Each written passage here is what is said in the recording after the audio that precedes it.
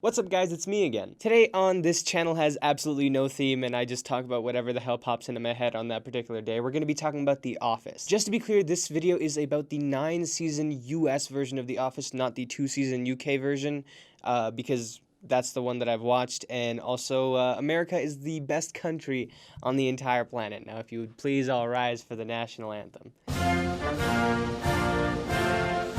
Country roads.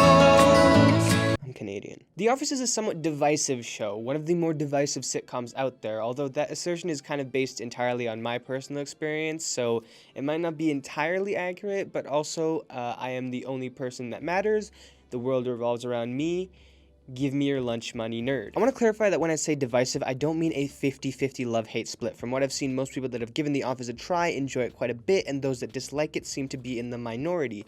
But instead what I mean is that typically whether someone likes it or dislikes it, they tend to feel very strongly about it. In most people's cases, if you like it, you love it, and if you dislike it, you hate it. I was actually personally in that hate camp for a long time. Back in grade 10, I tried watching The Office for the first time, and after 10 minutes, I had to turn it off because I was so bored. It was like watching paint dry. I literally could not stand to watch it. I thought everyone who liked The Office was an idiot that didn't understand comedy. But now I watch it. Wait, shit. After about another year of hearing people constantly praise the show, I decided to give it another chance. I got through about 11 minutes this time and had to turn it off again. So at this point I'm in grade 11 and people keep saying to me, dude, you're so funny, you're so attractive, so down to earth, and honestly you're just the best guy I've ever met. This has nothing to do with The Office, by the way. This is just what people kept saying to me all the time, nonstop. But occasionally somebody would come up to me and say, dude, just get through the first couple of episodes of The Office, get through the first season, and I promise it gets better. To which I replied, just shut up, go back to complimenting me. But eventually at the end of grade 12, I tried to watch the show again. I pushed my way through the first couple of episodes, and I wound up watching all 9 seasons in 2 weeks. And also, by the end of it, I thought it was maybe the funniest show I'd ever seen. The interesting that I found after finishing the show was that after going back and watching season 1 again, it was nowhere near as unbearable as I thought it was. It was by no means the best season, but upon a rewatch, it was actually pretty enjoyable and entertaining. From what I've seen, I'm not the only person that feels this way. A lot of people have watched the first season and thought it was pretty trashy, but then really liked the show as it went on and went back for a rewatch and didn't actually mind the first season. So that begs the question, why the hell does that happen? Do we just like the season now because we grew to love the characters so much that while watching the rest of the show we're willing to sit through a bunch of poorly written episodes as long as they featured these characters? Or were these episodes well written and funny all along, but we hadn't acquired the taste for its particular brand of comedy just yet? I tend to think the answer swings more towards the latter than the former, mainly because I've tried showing Office Virgins the stress relief episode, which I think most people can agree is one of the best episodes of the show, and they didn't even crack a smile the entire time. It's here that I should mention that not everyone hated season 1, just like not everyone had very extreme feelings about the show, either positive or negative. They might have just been neutral about it, but enough people lie in those camps that I think it does deserve diving a little bit deeper into. There seems to be somewhat of a correlation between the amount of The Office that you've watched and how much you enjoy it. If I was to make a graph, it would probably look a lot like a typical learning curve, and most people who watch the show will follow something resembling that graph. Now obviously there's going to be some people that don't like the show no matter how much of it they watch, and I understand that comedy is subjective. But also, you are nitpicking and biased. I win, bye-bye. I think regardless of if you're a fan of the show or not, it's an interesting question to ask, why is The Office funny? And as an extension to that, to somebody who does find it funny, why is it so funny? This is one of those topics that I feel like has a lot of overlying ideas and requires a lot of research and time to properly dive into, and has a very layered and complex answer, but that sounds like a lot of work. So instead what I'm gonna do is I'm gonna look at the biggest contributing factor to the humor in The Office, and that, in my opinion, is its use of exaggeration. I'm assuming most people understand what exaggeration is, but if you don't, it's basically just representing something as more than it actually is, stretching the truth a little bit, like Apple has 1 million phones, or I would kill for some food right now, or I am definitely not a convicted felon. Like little stretches of the truth like that. Exaggeration / hyperbole is something that I don't think is talked about enough when analyzing media. I think It's really good at eliciting a response from the audience, and it's a very versatile tool. I'm planning on talking a little bit about how it really helps out the superhero genre when I make my Spider-Man video that I've been working on for the past little bit, but for right now, I want to talk about how it's used in comedy. Most sitcoms try to make their world and their characters feel as relatable as possible. These people have relationship problems, money problems, work problems, they like hanging out with their friends at a bar or a coffee shop, they get embarrassed, they have goals, they have dreams. At the surface, they seem exactly like you and me. However, we're able to watch these people for hours on end and be entertained throughout. Whereas if you followed the life of an actual average Joe out in the world, it would be cripplingly boring. A lot of the times we're even bored with our own lives and our own routines. That's why we watch these shows about other people's lives in the first place. I get so bored of myself and the shit that I'm doing that I can't imagine anyone willingly watching me go through my day. Besides, that'd be weird. I don't want someone to watch me when I'm like, you know, alone at night in bed and I'm just downing 4 family packs of dynamite Doritos. That shit's disgusting. I don't want anyone seeing that. The way sitcoms simultaneously make us feel like these people are normal just like us while also providing some sort of entertainment value is primarily through exaggeration. If somebody has money problems, they'll have crazy money problems. If they have work problems, it's going to be something like their boss having a chronic piano throwing condition. These characters will have well thought out and clever clapbacks to every insult that will be delivered with speed and confidence, while we're stuck stuttering a "your mom" joke when someone tells us we have ligma. The characters, their situations, and their interactions are greatly exaggerated so that they can get a hold of our attention. In these types of shows, there's 2 main sources of comedy that you can look at. There's delivered lines, be they actual jokes with punchlines or snide observations or clever insults, and situational comedy, which is not always to elicit a laugh out loud response from the viewer, but it's basically just to be there. The situation is so ridiculous that it makes the whole thing funnier as a whole. Situational comedy is very important for a sitcom, because that's what sitcom stands for. Like I said, a sitcom wants to make the situation it portrays engaging and ridiculous, but it also wants to keep that relatability so that it doesn't turn into an absurdist comedy. So it'll lay a relatable foundation and then pump that foundation with like 10 grams of heroin. Somebody quickly developing feelings for a cute girl? Relatable. Them saying "I love you" to said girl after only knowing them for a few hours? Exaggeration. That's obviously a pretty tame example, but I think it makes my point pretty well. Effective situational comedy is usually achieved by showing us something that we understand, but at the same time can hardly fathom actually happening. The sitcom that leans most heavily towards situational comedy, at least of the ones that I've watched, is Community. Most of the enjoyment of this show comes from the absolute ridiculousness of the characters and premises. Premises. You have the paintball episodes, the musical where they all get brainwashed into joining the Glee Club, the time Annie lost a pencil and they argue over who has it until eventually they're all stripped to their underwear, standing each other off, the one where Jeff rolling a dice opens 6 different timelines, one that results in this.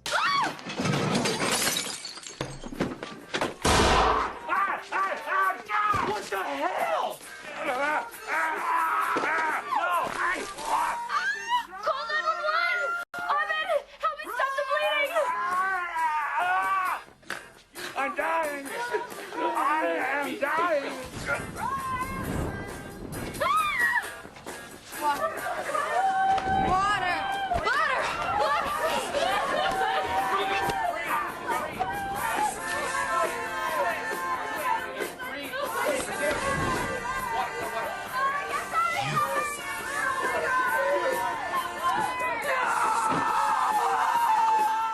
Basically, every single episode of this show is absolutely insane, or at the very least, moderately insane. This is the main source of comedy in the show. Yes, the writing and the acting is fantastic, but the actual source of the comedy comes from the ridiculousness of the ideas and characters. In terms of sitcoms that rely less on the situational comedy side of things and more towards the delivered line side of things, I think the best example is Friends. Friends definitely has its share of weirdness, stuff like the chicken and the duck and Phoebe's porn star sister, but compared to Community, it's positively tame, and those ideas are definitely not the forefront of Friends' comedy. Instead, what it wants you to laugh at is the things that the characters are actually saying, which is made apparent considering nearly every single line that these characters say is delivered like it's a punchline to a fantastic joke. That's not a dig at the show, by the way. I like Friends. Completely normal lines that could be said in completely normal ways are instead delivered like absolute zingers. Some of the things they say might be similar to things that people would say to their friends in real life, but basically no one in real life would actually deliver them like this, which again brings us back to the idea of relatable,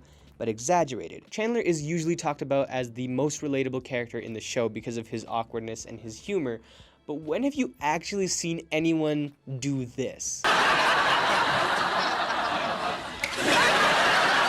Every show has its own unique balance between relatability and exaggeration in both delivered lines and situational comedy, as does The Office. It's not special in that regard, but what it is unique in is the way that that exaggeration is presented.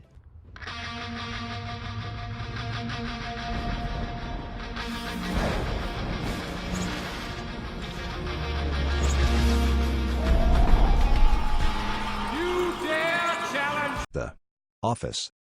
This town isn't big enough for two super Funny shows. Oh, you're a Funny show. right. Just not a super one. Yeah? What's the difference? Presentation! The Office presents itself like it's nothing, like it's boring and bland. There's no laugh track, everyone talks like normal people would talk in real life, and the whole setup to the show is that we're watching a documentary of these people. The characters address the camera often, and all the shots have a much more natural and less polished feel to them. And while that gives the show a pretty good excuse to break the fourth wall and launch a new style of sitcom that a few other shows have taken inspiration from, it also makes us feel like we're watching real people rather than just watching funny man on screen. Most shows will point to their humor with a big red arrow, saying, "This is the funny, laugh at this," and that is perfectly fine. If you write something funny and you want to bring attention to it, that is natural and normal and perfectly valid. But the fact that The Office doesn't do this makes it pretty unique in the grand scheme of things. The Office has some pretty absurd ideas. One that comes to mind immediately is that after not being taken seriously by the guys at the warehouse who think their safety training was important and the safety training upstairs is a joke because there's no real dangers in the office, Michael decides to show them how dangerous depression can be and does so by hatching a plan to get all of them to watch as he stands on top of a building and recites a whole speech about how he has depression and how he's gonna jump off, after which he plans on actually jumping off the side of the building onto a bouncy castle that he has set up at the bottom, really far away from the base of the building, not knowing that doing this would probably actually kill him. This scene is clearly an example of how hyperbole is used in situational comedy. If somebody isn't taken seriously, their first reaction is not to go up onto a building and jump onto a bouncy castle. But the main thing that I want to focus on here is how it's being portrayed. The idea is absolutely ridiculous, but it's also like the show is saying, "Oh yeah, this is happening," in like the most monotone way possible. And that's what creates that cursed English word, juxtaposition. It has an idea and a presentation that are in direct contrast with one another, but it's so perfectly balanced that it makes it feel both real and absurd, and both of those things strengthen each other. Another great example is the CPR scene. I'm not going to play the whole scene because it's a little long and I feel like I can't cut any of it out because it's one of the funniest things I've ever seen, but let's look at some small moments here. After being told by the instructor to pump at the same tempo as the song Staying Alive, Michael does so while also singing along to it a little. Andy starts singing with him and the camera pans out to show Kelly dancing. Now, that's not particularly zany or wacky because, again, it's done in such a nonchalant way, but the fact that an office member just had a heart attack after somebody set fire to a trash can, and now they're going through CPR training to learn how to stop that from happening again, and during that CPR training, somebody starts singing a tune to help them pump properly, which almost immediately transitions into two people passionately singing the song and one person dancing and having a good time, is absolutely ridiculous and hilarious. Similarly, a spoken exchange like this Situation. Are they breathing? No, Rose, they are not breathing, and they have no arms or legs. No, that's not part of it. Where are they? You know what? If we come across somebody with no arms or legs, do we bother resuscitating them? I mean, what kind of quality of life do we have there? I would want to live with no legs. How about no arms? No arms or legs is basically how you exist right now, Kevin. You don't do anything. is made funnier by the fact that these lines are being delivered so normally. If a similar scene had been done in Friends and somebody had written the same line about whether it was worth saving someone with no arms and no legs, it would have been delivered much differently, either as a sarcastic comment or a dramatic cry from a dumb character or in a ditzy, dopey manner. Imagine that line delivered by any character in Friends and see if any of them would deliver it as just a normal line said in a normal way. The mix of something so normal and familiar with something funny and absurd is something that strengthens comedy overall. It's the same reason why you laugh out loud more to your friends' jokes than you would at a TV show. I'm gonna make a weird analogy right now, and it might seem completely random, but this is kind of how I thought of it when I was writing this video. Imagine a rack of t-shirts at a clothing store. I'm pretty sure almost everyone has seen two completely different types of racks. Naughty Daddy! One where every single shirt in that rack is the exact same thing, and another where every couple of shirts a new one is gonna appear. Most shows align a lot more with this one, where what you see is what you get. Even things that have ideas and executions that are a lot more complex, like Community and Arrested Development, in terms of their actual comedic tissue, the humor is something that's made pretty obvious. The Office is a lot more like this one. More specifically, it is a rack of clothing with a bunch of white shirts in the front and a bunch of cool hip teen clothes behind it. I don't know anything about fashion. In my opinion, this is a pretty good way to encompass most of what I talked about at the beginning of this video. Why is it so unique? Why is it divisive? Why is it hard to get into at first? Why is it better when you go back and watch the first season again after watching the whole thing? And why is it funny? At face value, it might just look like a rack of white shirts, but once you start sifting through and you start paying attention, you start realizing that there's a lot more here to offer. That's why it takes a little bit longer to take a liking to the show than it does to some others. It also offers a bigger variety than the other option, which makes it feel a lot more dynamic. The feeling of finding something that's exactly your taste at the back of the rack is just a little bit more enjoyable than seeing it first thing when you walk into a store, because you feel like you found that hidden gem. Some people say you really have to think to understand the humor in The Office. I think it's a much more subconscious thing. It's not rocket science to understand the humor in The Office. But once something does click subconsciously, it feels a lot better than it otherwise would. All of that is not to say that The Office is a superior form of comedy, and if you like these more straightforward shows, you're an idiot, and if you like The Office, you're smart. It's merely just a difference in experience and a question of whether or not that experience matches your tastes. I really enjoy more straightforward comedies, and I don't want everything to be like The Office. That would get tedious and boring, and it's balanced so well in The Office that even things that follow a similar blueprint to the show, like Parks and Rec, don't really reach the same heights, in my opinion. But I think that different experience, that more ballsy move for a sitcom, especially in a time when laugh tracks were still prominent and everything was still following in the footsteps of Seinfeld and Fresh Prince and Friends, is what made The Office so great for some people and seems so bland and uninteresting to others. It's all about your personal tastes and how you look at it, but in the end, The Office can be the perfect comedy for you or the exact antithesis of that, but either way, you made it that way.